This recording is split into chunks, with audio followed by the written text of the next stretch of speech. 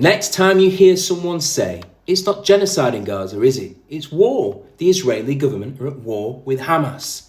I want you to remember this video. I'm Adrian Gallagher. I wrote the book Genocide and its Threat to International Order, and I just want to raise 3 or 4 points. The first thing to bear in mind is that genocides usually occur during war. For example, the Holocaust during World War II, Srebrenica during the Yugoslav wars, the Rwandan genocide during the Rwandan Civil War. So I get it right, it kind of makes sense. You sit there thinking that genocide's one thing and war's another, but that misunderstands that genocides often occur within war. This brings on to the second point. Why is there such a strong relationship between war and genocide? It's because wars provide leaders with opportunities and reasons. For example, on January the 30th, 1939, Hitler called himself a prophet when he made his famous speech.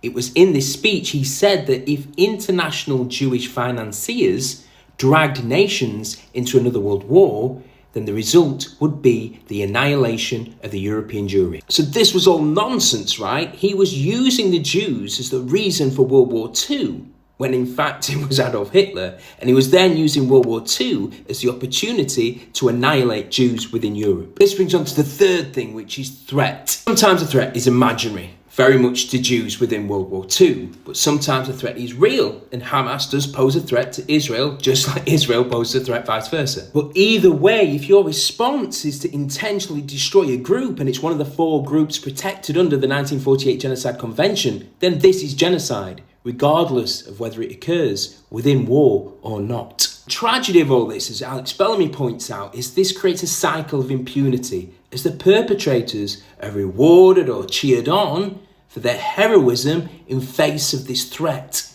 This further embeds impunity, which further embeds mass atrocities, which sees wars and mass atrocities go on and on and on, until this cycle is broken by some sense of accountability and justice. To go back to the start, I understand why some people think it's war, but this misunderstands the complex and intimate relationship between war and genocide.